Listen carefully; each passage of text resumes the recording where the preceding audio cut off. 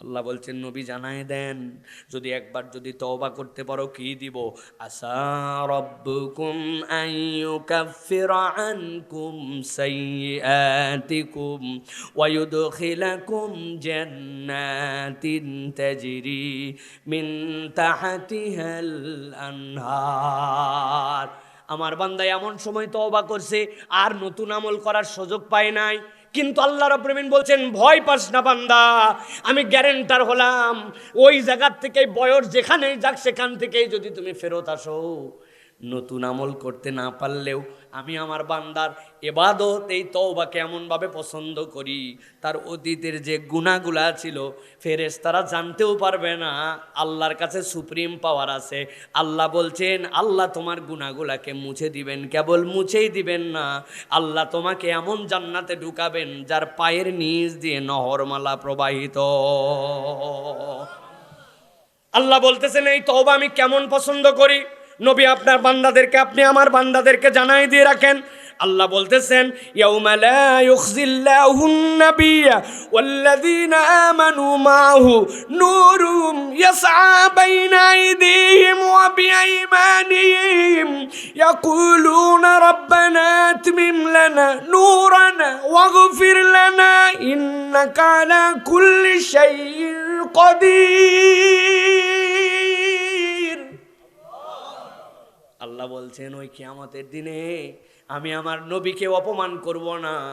আমার নবীর ওই উম্মত যারা হাজার ভুল করে ফেলছে কিন্তু আর ভুলের উপরে স্থায়ী থাকে নাই, রিটার্ন চলে আসার সিদ্ধান্ত নিয়েছে, ওই বান্দাগুলার জন্য আল্লাহ আলো দিয়ে দিবেন। কিন্তু আলোর ঘাটতি পড়ে যাবে, যে আলোর ঘাটতির জন্য সে জান্নাতের দিকে যেতে পারবে না।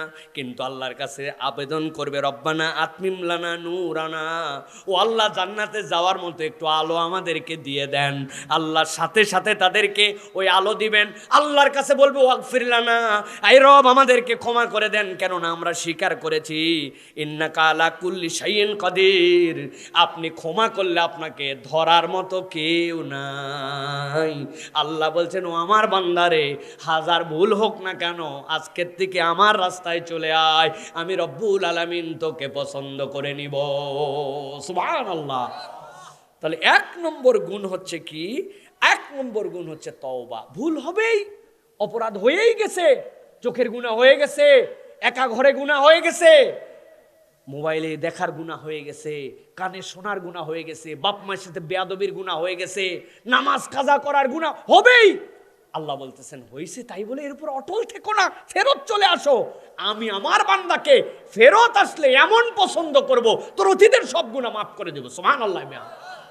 তাহলে আমাদেরকে সিদ্ধান্ত নিতে হবে যে আমরা ইনশাআল্লাহ তওবার হালতে চলে আসব। জীবন একরকম চলবে না, লাইফ চেঞ্জিং এর মাহফিল এইটা, যে আমি তো আল্লাহর বান্দা, আমার আলটিমেট ডেস্টিনেশন তো জান্নাত, তাহলে আমি কেমনে পরিবর্তন না হয়ে চলতে পারি? ভুল হয়েছে আল্লাহ, কিন্তু আমি নতুন মানুষ হতে চাই। রাজি আছি ইনশাআল্লাহ? রাজি আছি ইনশাআল্লাহ? আল্লাহ যেন আমাদেরকে কবুল করেন। তাহলে এইটা গেল এক নম্বর গুনাহগুণ। দুই নম্বরে আল্লাহ রাব্বুল আলামিন পছন্দ করেন ওই বান্দাদেরকে যেই বান্দারা দ্বিতীয় একটা গুনাহগুণ অর্জন করবে। আল্লাহ রাব্বুল আলামিন বলছেন নবী জানায় দিয়ে রাখেন আমার প্রিয় বান্দাদের একটা গুণ আমি দেখতে চাই, আমার বান্দারা যেন সার্বক্ষণিক ভেতরে বাহিরে পবিত্রতা নিয়ে ঘোরে। সুবহানাল্লাহ বলেন। চলেন আমরা একটু কোরআন থেকে শুনি আল্লাহ কি বলেন। আল্লাহ রাব্বুল আমিন সূরা বাকারার মধ্যে বলছেন ইন্নাল্লাহা ইউহিব্বুত তাওয়াবিনা ওয়া ইউহিব্বুল মুতাতাহহিরিন।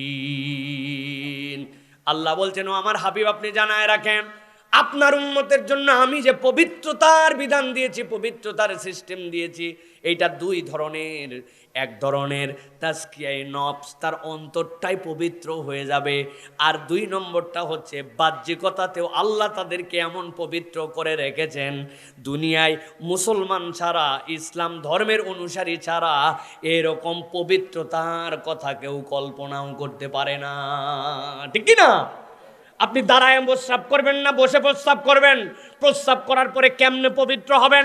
বাথরুম করার পরে কেমনে পবিত্র হবেন? আপনি স্ত্রীর সাথে থাকার পরে কেমনে পবিত্র হবেন? আপনার প্রত্যেকটা লেয়ারে লেয়ারে ইসলাম পবিত্রতা শিখাইছে। সুবহানাল্লাহ বলেন। নওগাঁতে করোনা হয়েছিল, টিভির মধ্যে বিজ্ঞাপন দেখছিলেন কিনা, যদি করোনা থেকে বাঁচতে চান সোশ্যাল ডিস্টেন্স মেনটেন করেন, আর ঘন ঘন 20 সেকেন্ড করে হাত ধৌত করেন।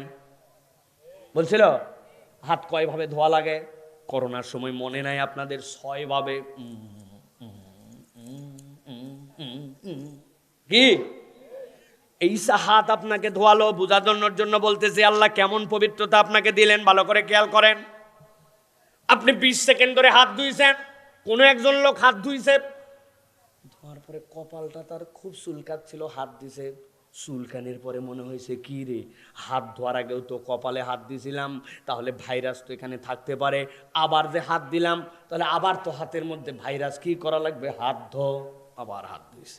ধোয়ার পরে খানিকক্ষণ পর এই জায়গা চুলকাইছে, চুলকায় মনে হয়েছে হায় হায়, হাত ধোয়ার আগে না পরে কোন জায়গায় হাত দিয়েছিলাম, এই জায়গায় আবার যে হাত দিলাম, কি করা লাগবে, কয় ধু, আবার হাত ধো, ধুতেই থাকো, তোর সাবান স্লো নাকি রে, এই যে জম্মের ধোয়া তাকে ধোয়াচ্ছে, হাত ধো, মুখ ধো, আর তাকে বলতেছে 20 সেকেন্ড করে ধুতেই থাকো।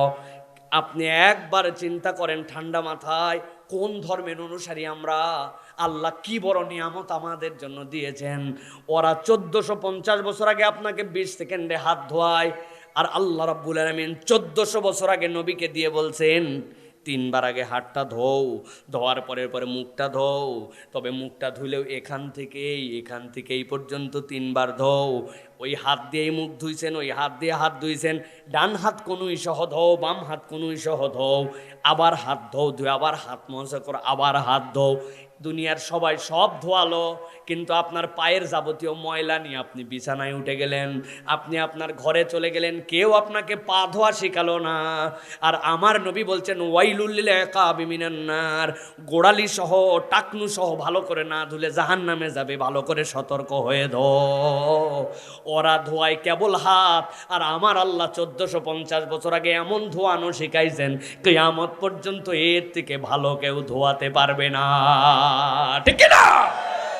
আমার আল্লাহ রাব্বুল আমিন এই জন্য বলছেন ইন্নাল্লাহা ইউহিব্বুত তাওয়াবিন ওয়া ইউহিব্বুল মুতাতাহহিরিন। ও দুনিয়ার মানুষ, আল্লাহ কেবল তওবাকারীকেই পছন্দ করেন না, আল্লাহ পরিষ্কার পরিচ্ছন্ন মানুষকেও পছন্দ করেন। সুবহানাল্লাহ।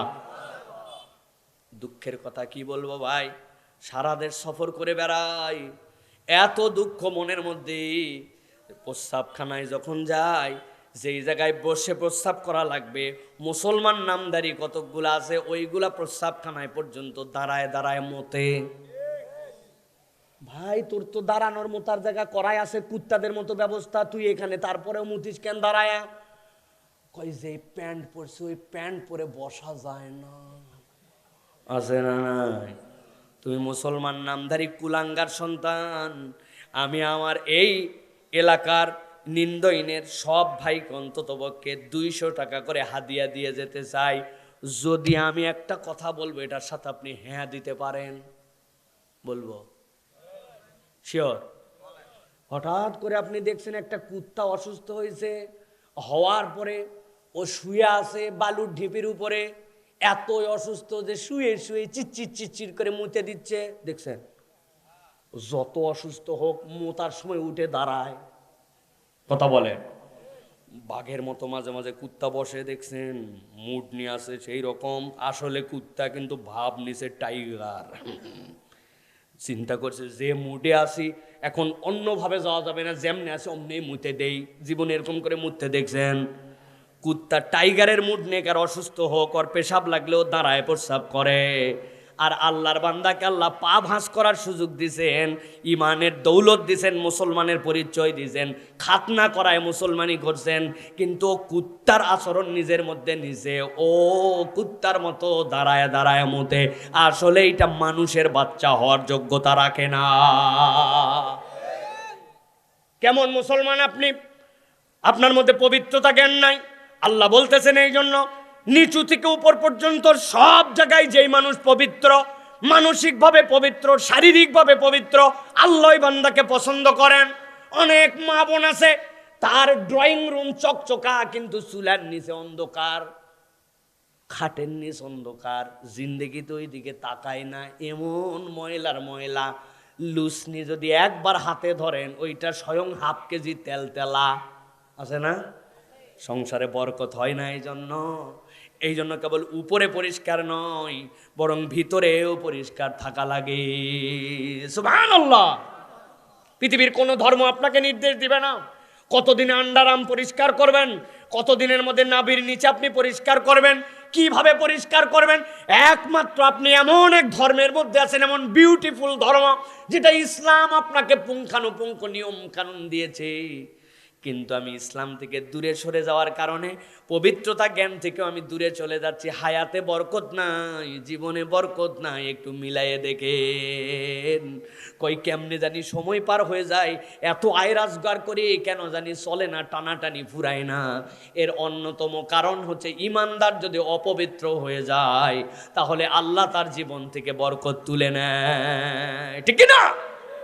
এইটা আপনাকে হিসাব মিলাতে হবে।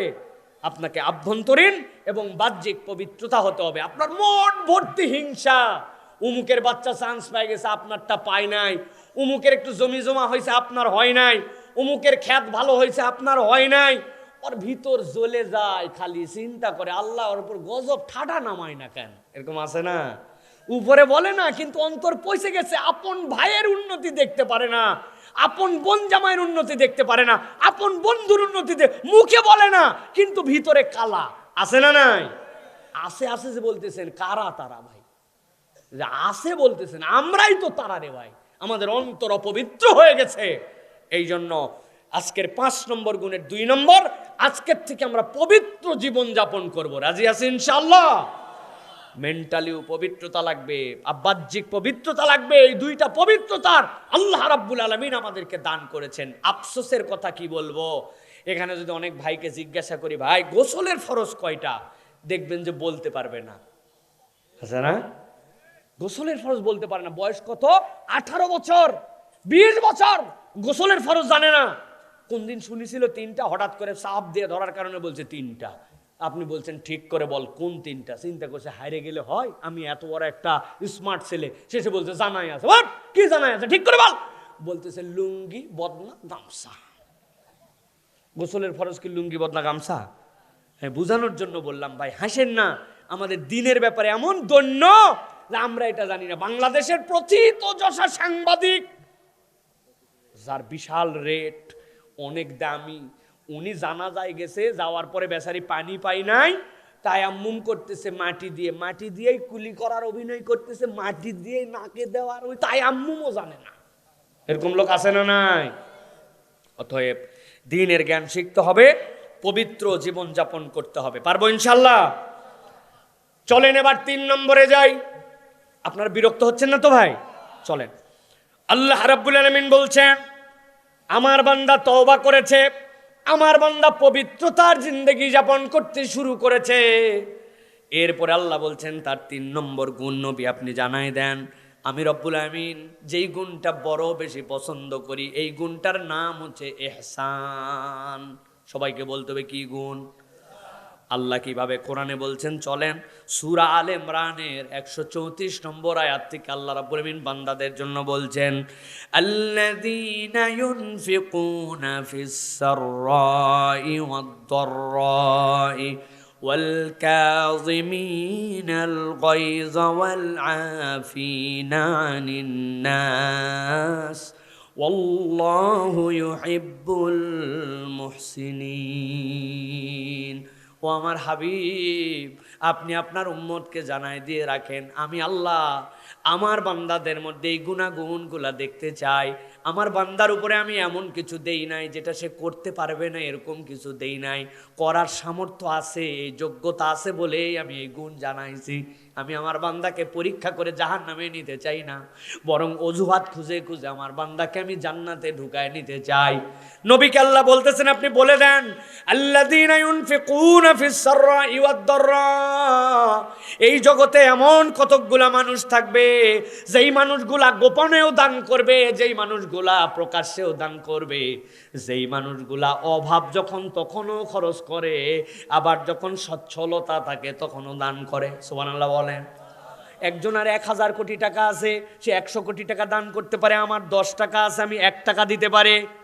1000 কোটি টাকার রেশিওতে 100 কোটি টাকার থেকে 10 টাকার রেশিওতে 1 টাকা অনেক বড়, ঠিক কি না? আমার আল্লাহ রাব্বুল আলামিন বলছেন আমার বান্দার গুনাহগুণ এইটা, ফিস সাররাই ওয়াদ দাররা। ওই বান্দা অভাবের সময় করে, ওই বান্দা যখন সচ্ছলতা থাকে তখনও করে, ফিরায় না। ওই বান্দা গোপনেও করে, ওই বান্দা প্রকাশ্যেও করে। আমার বান্দার সামর্থ্য আল্লাহ যা দিয়েছেন সেইটাই সে খরচ করার জন্য চেষ্টা করে। আর নবী জানায় রাখেন আরো 2টা গুণ তার মধ্যে আছে। কি গুণ? ওয়াল কাযিমিনাল গায়যা ওয়াল আফিনা আনিন নাস ওয়াল্লাহু ইউহিব্বুল মুহসিনিন। আল্লাহ বলছেন আমার বান্দা রাগ তো হয়, কিন্তু আমার বান্দা রাগ কন্ট্রোল করে। আমার বান্দা যারে তারে রাগ দেখায় না, রাগের মাথায় উল্টা পাল্টা বাজে কথা বলে না, ফুটানি করে বলে না জানিস না তো আমি কেমন রাগী মানুষ, এরকম ফুটানি তার মধ্যে নাই। বরং রাগ উঠলে কন্ট্রোল করার জন্য চেষ্টা করে। আল্লাহ বলছেন এটা তার অন্যতম গুণাগুণ। কিন্তু আমাদের নওগাঁবাসী আর আমাদের বাংলাদেশবাসী, আমরা যদি একবার রাগি তাহলে আমাদের আর কোনো হিতাহিত জ্ঞান থাকে না, মুখ দিয়ে যা ইচ্ছা তাই বলা বলি করি। এর সবচেয়ে বড় ভিকটিম হচ্ছে নিজের বউ। কি রেগে গেলে আপনারা যে ময়াকার গয়ে দীর্ঘই বলে গালি দেন, বানান করে দিব, বানান করে দেই না? যে আপনার সন্তানের মা, যে আপনার পরিবারের অর্ধাঙ্গিনী, আপনি তাকে কুৎসিত ভাষায় গালিগালাজ করেন। আপনি আর যাই হন না কেন, দাড়িওয়ালা, টুপিওয়ালা, জুব্বাওয়ালা, হুজুরওয়ালা হতে পারেন, কিন্তু আল্লাহর কাছে আপনি প্রিয় পাত্র হতে পারেন নাই। আল্লাহ বলছেন তোমার রাগ হবে আমি আল্লাহ জানি, কিন্তু তোমার রাগকে নিয়ন্ত্রণ করতে হবে। এই গুণ অর্জন করতে পারলে তোমার জান্নাত। সুবহানাল্লাহ। আমার ওস্তাদ আব্দুল্লাহ জাহাঙ্গীর রহিমাহুল্লাহ ইন্তেকাল করে চলে গেছেন। অনেকে আপনারা চিনেন না? রহিমাহুল্লাহ আমাদেরকে পড়াচ্ছিলেন। পড়াতে পড়াতে উনি বলতেছেন বাবা, আল্লাহ মানুষের যত কঠিন রাগই হোক ওই রাগ নিয়ন্ত্রণ করার যোগ্যতা তাকে দিছেন। আমি বললাম স্যার এই কথা মানলাম না, যোগ্যতা সব মানুষের নাই। বলে না রে বাবা আছে। আমি বললাম উদাহরণ? স্যার বলছে দেখো তো আমি একটা উদাহরণ দেই, তোমাদের সাথে মিলে কিনা। স্বামী স্ত্রী 2 জন গন্ডগোল লেগে গেছে, মাঝে মাঝে হয় কিনা এরকম, বাড়ির মধ্যে বিরাট বড় 3য় বিশ্বযুদ্ধ। উনিও বলে ইনিও বলে, তোর বাপ তোর মা গোষ্ঠী উদ্ধার, আছে না নাই? আর পৃথিবীর সকল মহিলা একটা কথা বলছে, যদি সে সংসার করে, পৃথিবীর সব মেয়ে আমার মতো মেয়ে বলে তোমার সংসার করে, আছে না? এই যে গন্ডগোল লাগা লাগছে, বাচ্চা কাচ্চা পর্যন্ত ভয় খেয়ে গেছে, মারামারি হয়ে যায় কিনা, বাড়ির ভিতরে উত্তেজনা। আল্লাহর কি কাম, এমন সময় ওই বাড়ির দরজাতে আছে কে যেন ডাক দিছে, ঠক ঠক ঠক ঠক। চিন্তা আসার সময় পায়নি, সময় তো পাইনি 2 সেকেন্ড দেরি না করে আবার ঢাক ঢাক ঢাক ঢাক। চিন্তা করছে আসার তো সময় পাইনি, আবার এত ডাকে, মানুষের আশা লাগবে না গেট খোলার জন্য, খালি যাই, খালি ভিতরের পিকআপ আর এগুলা সব রাগ নিয়ে গেট পর্যন্ত যাচ্ছে। আজকে খাইছে, যে দরজা যাই না খুলছে, খুলে দেখে চেয়ারম্যান। ভাই আপনি না বলে আসলেন কি? বাচ্চার মায়ের নাস্তা রেডি করো, চা রেডি করো। আর যদি ওটা এমপি সাহেব হয়, আরো নরম, গলে পানি হয়ে গেছে ভিতরে। 3য় বিশ্বযুদ্ধ কিসের কি কোনো খবর নাই। আমার স্যার বলতেন দুনিয়ার এক চেয়ারম্যানকে দেখে আর এমপি সাহেবকে দেখে এরকম সিরিয়াস গন্ডগোল যদি 0 হয়ে যেতে পারে, তাহলে আমার আল্লাহ তোমাকে বললেন ওয়াল কাযিমিনাল গায়জ, রাগ তো তোমার হবেই, কিন্তু এটাকে নিয়ন্ত্রণ করো। এইটাকে নিয়ন্ত্রণ করার যোগ্যতা আল্লাহ বান্দাকে দিছেন, ঠিক না? কিন্তু যদি নিয়ন্ত্রণ না করি কি হবে? তুই তালাক, তোর বাপ তালাক, 100 তালাক। কি কথা বলেন? এরপরে হুজুরের কাছে দৌড়াচ্ছে, হুজুর ওই সময় মাথা ঠিক ছিল না, এখন কি করব? আমি বলছি মাথা ঠিক ছিল না, ওই মাথা না ঠিক থেকে 1 কোপে কি কোদাল দিয়ে আপনার পা কাটছেন? কইছে না। গু খাইছেন? কইছে না। গু কেমনে খাবো? 1000 টাকার নোটগুলো চিরে চিরে সবগুলো কুটি কুটি করছেন না, তো মাথা তো ঠিক ছিল। এখন ফতুয়া মারতে আসছেন। আল্লাহ বলছেন ওয়াল কাযিবিনাল গাইজ, রাগলে তো তুমি বিপদে পড়ে গেলে, এই জন্য রাগ নিয়ন্ত্রণ করবে এই বান্দার 3 নম্বর গুণ। 4 নম্বরে ওয়াল আফিনা আনিন নাস, মানুষ ভুল করতেই পারে কিন্তু মানুষকে সে ক্ষমা করে দিবে। আল্লাহ বলছেন এই 4 গুণের সমষ্টিতে যেই মানুষের জিন্দেগি চলবে, আল্লাহ বলছেন আমি ওই বান্দাদেরকে মুহসিনিনদের কাতারে তুলে নিলাম, এইটার নাম ইহসান। এই বান্দার জন্য পরকালে কিয়ামতের দিনে আমার সাথে স্পেশাল হিসাব নিকাশ হবে। সুবহানাল্লাহ। আমরাই তো মানুষ, আল্লাহ আমাদেরকে দিতে চান, তাহলে আমরা কেন এটা নিব না? অতএব ইহসানওয়ালা মানুষ হতে হবে, মানুষের প্রতি দয়া থাকতে হবে। ইরহাম মান ফিল আরদ ইরহাম মান ফিস সামা, দুনিয়াবাসীর প্রতি আপনার দয়া না থাকলে আসমানওয়ালা আপনার প্রতি দয়া করবে না। আমি মাঝে মাঝে বলি কঠিন কথা, সেদিনকে যেন একজন বলছে যে আপনার এই কথা শোনার পর আমার ভিতরে পানি হয়ে গেছে, শুকায় গেছে। এখনকার মানুষ 2 তলা 3 তলা 4 তলা বাড়ি বানায় না, বানায়া শখ করে বারান্দার মধ্যে গাছ নিয়ে যায়, রাখে না, ফুলের গাছ, মানি প্ল্যান্টের গাছ, অমুক গাছ, পানি দেয় না। পানি না দিয়ে 10 দিনের জন্য চলে আসছে, তালা বন্ধ ছিল, গাছ মেরে ফেলছে। আল্লাহর কাছে হিসাব দেওয়া লাগবে। ওই গাছের ধর্ম ছিল মাটির সাথে সাথে থাকবে, ওইখানে মরুক বাঁচুক সে আল্লাহ বুঝবে। তুই তারে টবের মধ্যে তুলে 3 তলায় তুলছিস আর পানি না দিয়ে মারছিস, হিসাব বরাবর করা লাগতে পারে। অনেক দিকের হিসাব আছে প্রিয় ভাইয়েরা। এই জন্য এহসানওয়ালা, আপনার অন্তরটা নরম হবে, সফট হবে, মানুষের প্রতি একটা মায়া থাকবে। খালি খিটখিট খিটখিট এই মেজাজওয়ালা কতগুলা মুরব্বী আছে, এদের জ্বালায় মসজিদে ঢোকা কঠিন। আচ্ছা, একটু কোনো একটা বাচ্চা খালি একটুখানি হাসছে তো গেছে, ঠিক না? পিছন থেকে একটু জোরে জোরে কথা বলছে, শেষ বৈঠকে বসে মুরব্বী আত্তাহিয়াতুলিল্লাহ, কার বেটা হতে পারে রে, আল্লাহুম্মা সাল্লি আলা সাইয়্যিদিনা, খালি নামাজ শেষ হোক আবার হাসি দেখাচ্ছি আল্লাহুম্মা ইন্নী যালামতু নাফসি পড়ে ঝরঝর করে পড়ার ইমাম সাহেব আবার এত কি পড়ে রে। এরপর আসসালামু আলাইকুম রাহমাতুল্লাহ, আসসালামু রাহমাতুল্লাহ, কার বেটা রে, আছে না? এমন ঘাবড়ানি দিছে ওই বাচ্চা ভয়ের ঠালায় আর জুম্মাত আসে না। এরকম মুরব্বী আছে আপনাদের এলাকায়? খটমটা, একবারে খটমটা চরিত্র। এটা কখনো ইহসানওয়ালা চরিত্র নয়। আপনার চরিত্র উল্টাটা হওয়ার কথা। এই মুরব্বী কার কাছে আছে পকেটের মধ্যে চকলেট আছে, দেন তো আমার একটা চকলেট দেন। আছে এখানে মুরব্বীদের মধ্যে কারো কাছে একটা চকলেট? চকলেট তো নাই, আপনি না চকলেট নিয়ে রাখবেন। মসজিদে আসে একজন একটুখানি চিল্লাচিল্লি করছে, ওকে ডাক দিছে না। বাবা মসজিদে তো জোরে কথা বলতে হয় না দাদু, কিন্তু তাই বলে কিন্তু মসজিদে আসা যাবে না এরকম না। ধর 2টা চকলেট দিলাম, পরের ওয়াক্তে আসে হাসবি না, 3 চকলেট পাবি। ও বাবা, ওই আসছে পরের ওয়াক্তে সত্যি সত্যি হাসিনি, 3 চকলেট, আরো 1 চকলেট। 5 দিন পরে বলছেন প্রতিদিন চকলেট খায় রে দাদা, ধর 5 টাকার একটা কয়েন দিলাম, যায় তুই জলপান খা, যায় তুই আইসক্রিম খা। ও 5 টাকার খাইছে, নামাজ সুন্দর শিখে ফেলছে, আপনার প্রতি ভালোবাসা জন্মাইছে। হঠাৎ করে আপনার মৃত্যুর ঘোষণা মাইকে চলে আসছে, আপনি কবরে চলে গেছেন। দুনিয়ার কেউ আপনার জন্য দোয়া করে না, কিন্তু ওই বাচ্চাটা যতবার সিজদা দেয়, ওই যে 10-15 টাকার চকলেট খায়, ওরে মানুষ বানাইছেন আর নামাজি বানাইছেন, দোয়া করা লাগবে না, ওই বাচ্চার সিজদার ওসিলায় আল্লাহ আপনাকে মাফ করে দিতে পারেন। আর আপনি খালি খটোমটো করেন, একটুখানি কথাবার্তা বললে বাচ্চাদেরকে দেখতে পারেন না, ইয়াংদেরকে দেখতে পারেন না, কোনোদিন আপনি দাওয়াত দেন নাই যে বাবা মসজিদে আয়, খালি বাহিরে লেকচার মারেন।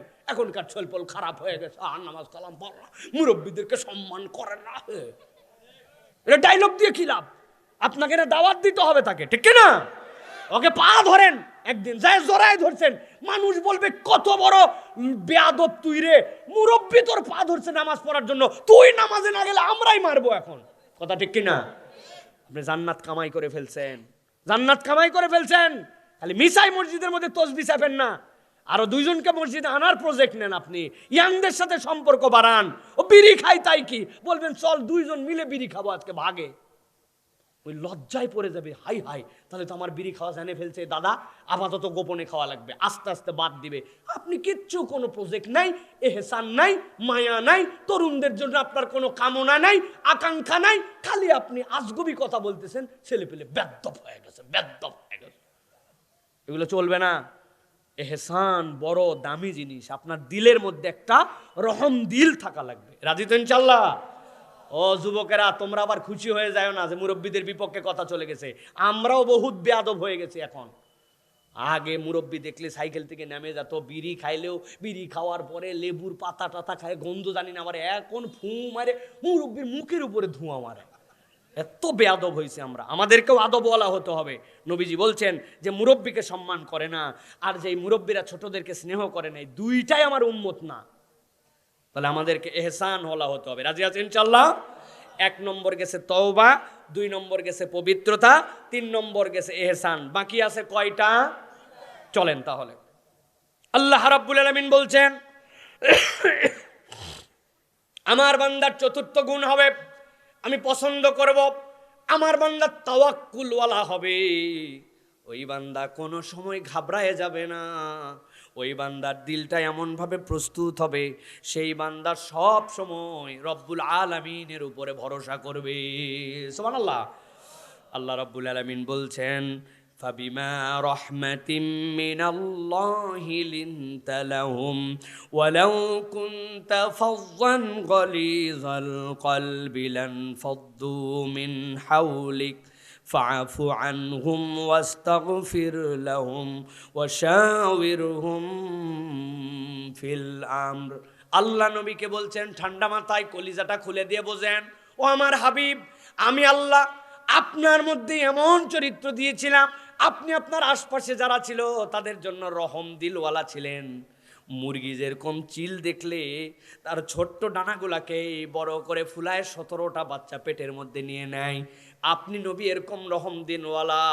আপনি যদি তাদের প্রতি রহম দিলওয়ালা নরম তবিয়তের না হতেন, কেউ আপনার পাশে থাকতো না। আপনার এই ভালোবাসার কারণে তারা আপনার পাশে এসে গেছে। আমি আল্লাহ আপনাকে দায়িত্ব দিলাম, ফাআফু আনহুম, তাদেরকে ক্ষমা করে দেন, ওয়াস্তাগফির লাহুম, তাদের জন্য আপনি ক্ষমা চান, ওয়াশাওয়িরহুম ফিল আমর, আর তাদের সাথে আপনি পরামর্শ করে কাজ করেন। আল্লাহ বলছেন ফাইজা আযামতা ফাতাওয়াক্কাল আলাল্লাহ ইন্নাল্লাহা ইউহিব্বুল মুতাওয়াক্কিলিন। আর যদি বিপদে পড়ে যাও, পেরেশানির মধ্যে পড়ে যাও, ডানে বামে দৌড়ায়ও না, আল্লাহর প্রতি ভরসা করো। আল্লাহ বলছেন যে আমার প্রতি ভরসা করে আমি রব্বুল আলামিন তাকে ভালোবাসি। সুবহানাল্লাহ। আমাদের একজন রব আছেন, তিনি কে? আওয়াজ দিয়ে বলেন তিনি কে? এই পৃথিবীতে যার মালিক আছে তার সব আছে, ঠিক কি না? ওই যে আমাদের যে সুন্দরবন আছে না, সুন্দরবনের পাশে কিছু মানুষ বসবাস করে, ভালো করে গল্পটা মাথার মধ্যে ঢুকাই নিয়ে রাখবেন। তো ওই মানুষেরা রাত্রের বেলা ঘর দুয়ার বন্ধ করে ভালো করে শোয়, কারণ অনেক সময় বাঘ আক্রমণ করে। তা এখন ওই এলাকায় একটা পুকুর, বড় কোল বলে, ওই কোলগুলা অনেক লম্বা হয়, আর সুন্দরবনের কাদা এমন চিটকা হয়, 1-1.5 হাত পর্যন্ত কাদা হয়। তখন ওই কাদা শেষে সব মানুষজন মাছ ধরছে, উপর দিয়ে পানা আছে, দল পানা। এক গরু বেচারি পানার লোভ আছে, পানার পাতাগুলা মজা, 1-2টা করে খায়, ভস করে ঢুকে, একটু ছোট ছোট ঢুকতে ঢুকতে আস্তে আস্তে মধ্যে গেছে, গরু ভস করে গোটা ঢুকে গেছে। এরপরে পানা আশপাশে যা ছিল খাই আর উঠতে পারে না, 2-3 বার হাম্বা হাম্বা করে হামলাইছে, যতই উঠতে চায় ততই ভিতরে ঢুকে যায়। কিন্তু ওই বেচারি চুপচাপ আছে, আল্লাহ বেকায়দায় তো পড়ছি, অনেক হামলাইছে, মালিক এখন খুঁজতেছে আমার গরু কইরে, গরু কইরে, আশপাশে খুঁজে খুঁজে খুঁজে খুঁজে পরে দেখে নাই নাই নাই, ও রে পুকুরের মধ্যে যাইয়া কাদার মধ্যে আটকে হামলায়া বসে আছে। মালিকের রাগ, সন্ধ্যাবেলা বদমাইশ, তুমি খাওয়ার জায়গা পাও নাই, দড়ি খুঁটা তুলে তুমি এই জায়গায় খাতে, বড় একটা হাত তারা লাঠি দিয়ে ডাস ডাস করে পাশা লাগা, হাম্বা হাম্বা। কিন্তু হাম্বা হাম্বা করলে কি, গরু মারে কি ছেড়ে দিয়ে আসছে, গলায় বড় দড়ি লাগাইছে, কোমরে দড়ি, 2-4 জন করে ডাক দিছে, টানতে তুলতো, এক গলা ছিলে গেছে গরুর, উপরে তুলছে, তুলে আবার দিছে কয়টা বাড়ি, খাওয়ার জায়গা পাওনি বদমাইশ কোথাকা। আইনে আবার গাও গোসল টোসল দিয়ে পরিষ্কার করায়, একটু পানি খাওয়ায়া রাখছে। ওই রাত্রেই ওই এলাকায় এক বাঘ দেখছে হরিণ ওই পারে, শিকার অনেকক্ষণ দেখছে, দেখে টেকে শিকার টার্গেট করছে, কিন্তু ব্যাককল বুঝতে পারে নাই যে এই যে পুকুর, এই পুকুরের উপরে যে পানার নিচে যে পানি নাই, ও চিন্তা করছে এক লাফ দিয়ে পার হয়ে যাবে, আল্লাহর কি কাম, কথার কথা ঝাঁপ দিছে, যাই পড়ছে মধ্যে, মধ্যে পড়ে দেখে তো তুমুল কাদা, বাঘের শক্তি তো সাংঘাতিক, অনেকক্ষণ আবার লাভ দেখেছে, আবার গেছে, কিন্তু বিশাল জায়গা, এই কসলা কসলি দেওয়ার পর 2বার হুঙ্কার দিছে, এমন ডাক, এলাকার লোকজন দরজা ডবল খিল্লাটি দিছে, ডবল খিল্লাটি দিয়ে ঠিয়া, কিন্তু এই বাঘ হামলায় আর পার হতে পারে নাই। সারা রাতের সকল এনার্জি শেষ, এখন কায়াত হইয়া অপেক্ষা করতেছে, কি বিপদের বিপদ। সকালবেলা লোকজন আস্তে আস্তে দরজা খুলে টুলে যে কোন জায়গায় বাঘ আছে কি না আছে, 1-2 দেখতে বলছে, ওরে পুকুরের মধ্যে বাঘ আটকাইছে রে, এই পানির মধ্যে যাবে কোথায়, বড় বড় লাঠি সরকি যার যা আছে পিটন কি সে পিটন, বাঘ মারা বিশাল ব্যাপার। এক মহিলা কোলে করে এক বাচ্চা নিয়ে আসছে, এসে বলছে, বাবা আমার শরীরটাকে একটু নিয়ে যাও। বাবা দেখো কেন করছে, বাবা একটু কোলেত করে একটা লাঠি দিয়েছি, একটা বাড়ি দেখ যাতে বড় হয়ে বলতে পারে কোলেত থাকতেই বাঘ মারছি। বাঘে পিঠায়া ফাটায়া বিদায়। ভালো করে বুঝে থাকতে বলেন, এই গল্পের মধ্যে আপনাদের জন্য থিম আছে প্রিয় ভাইয়েরা। গরু অবলা, মার খাইছে, পিটন খাইছে, গলা ছিলে গেছে, তুলছে, কিন্তু তার একটা মালিক ছিল এই দুনিয়াতে। আর ওই বাঘ অনেক শক্তিশালী, পশুর রাজা, বেকায়দায় পড়ে গেছে, কোলের বাচ্চা দিয়ে ওরে দোলাই দিছে। কথা ঠিক কিনা? আল্লাহ এই জন্য বলছেন, তুমি আমার বান্দা, তুমি অন্যদিক কেন দৌড়াই? ইন্নাল্লাহ ইউহিব্বুল মুতাওয়াক্কিলিন। তুমি বিপদে পড়ছো, আল্লাহর কাছে যাও। তুমি দৌড়ে চলে যাচ্ছ বগদাদ শরীফ, তুমি দৌড়ে চলে যাচ্ছ আজমির শরীফ, ওই জায়গায় তুমি সোল যাওয়ার জন্য চলে যাচ্ছ। বিপদে পড়ে গেছে মান্নাত শরীফ দেওয়ার জন্য তুমি শাহ মাকদুমে চলে যাচ্ছ। ওরা কি তোমার সন্তান দেয়? ওরা কি তোমার তাওয়াক্কুলের জায়গা কিনা? ওরাই তো আল্লাহর গোলাম, কবরে শুয়ে ওরাই বিপদে আছে, আর তুমি তার কাছে যাও কোন আক্কেলে? ঠিক কিনা? এই জন্য চাইতে হলে, ভরসা করতে হলে, একমাত্র ভরসা হবে কার উপরে? করার মতো করতে পারলে এই রব আপনাকে ফেরত দেয় না, কেননা তার দেওয়ার কোনো অভাব নাই। ঠিক কিনা? তাহলে আমরা ভরসা করব কার উপরে? এটা আমাদের গেল 4 নম্বর গুণ। সর্বশেষ সব গুণের আধার যার মধ্যে আল্লাহ ঢুকাই দিয়ে রাখছেন, আল্লাহ বলছেন, নবী জানায় রাখেন, ওই বান্দার তওবা, ওই বান্দার পবিত্রতা, ওই বান্দার ইহসান, ওই বান্দার তাওয়াক্কুল, সবগুলা যদি ঠিকঠাক মতো রাখতে চাই, একটার মধ্যে আসতে হবে। কি সেটা? আল্লাহ বলতেছেন, আমার বান্দা যেন সবরকারীদের মধ্যে অন্তর্ভুক্ত হয়ে যায়। আল্লাহ বলছেন, আল্লাহু ইউহিব্বুস সাবিরিন। আল্লাহ কোরআন অনেক জায়গায় বলেছেন, আল্লাহর নবীকে নির্দেশ দিয়ে বলেছেন, ওয়ালি রব্বিকা ফাসবির। ও আমার হাবিব, ও আমার খলিল, ও আমার প্রিয় নবী, আপনাকে বললাম আপনি আপনার রবের প্রতি সবর করেন। কথা শুনতে সহজ, সবর করতে হবে, কিন্তু এর মধ্যে অনেক কথা আছে। আমি সংক্ষেপে 2টা কথা বলে দেই। সবরের 2টা লেয়ার হয়। একটা লেয়ার হচ্ছে সবরুল উলিয়া, আর একটা হচ্ছে সবরে সুগরা। অসুখ হয়েছে, আল্লাহর প্রতি ভরসা করছি, ব্যবসাটা ভালো যাচ্ছে না, আল্লাহর প্রতি ভরসা করছি, আমি আমার অমুক চাহিদাগুলা পূরণ হচ্ছে না, আল্লাহর প্রতি ভরসা করছি। কম বেশি আমরা এই ভরসার সবর আল্লাহর প্রতি করি, কিন্তু এই সবরের একটা টপ লেভেল আছে যেইটার থেকে আমরা অনেক সময় গাফেল। সেইটা হচ্ছে আল্লাহর নির্দেশ, যেটা আল্লাহ দিয়েছেন। দুনিয়া একদিক হয়ে যেতে পারে, আল্লাহর ফরজ বিধান থেকে আমি কখনো পদচ্যুত হব না, আল্লাহর বাউন্ডারি কখনো অতিক্রম করব না। এইটাই হচ্ছে সবরের টপ লেভেল। ঠিক না? 30 রোজা পর্যন্ত আপনি পর্দা ঠিকঠাক মতোই করছিলেন, কিন্তু ঈদের ড্রেস পরে আপনি ঈদের দিন পর্দা পুশিদাকে গুল্লি মেরে দিয়ে ওই দিন আপনি বেড়াইছেন। আপনাকে যখন অন্য কেউ বলছে বছরে তো একটা দিনই রে বাবা রে, ছোট মানুষ আছে, বড় হলে ঠিক হয়ে যাবে। ছোট মানুষ কত ছোট? 21 বছর মাত্র বয়স। আপনি যখন মরা বাড়িতে যান তখন পর্দা করে যান, কিন্তু আপনি যখন অন্য জায়গায় যান, বিয়ে খেতে যান, তখন আপনার পর্দা পুশিদার হুঁশ থাকে না।